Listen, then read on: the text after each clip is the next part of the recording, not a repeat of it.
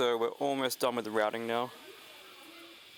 Looks pretty good, just had a big chunk of tear out here.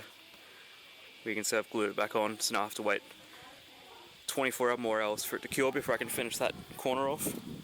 But apart from that, I can get started on the pickup routes and the neck route and everything else basically.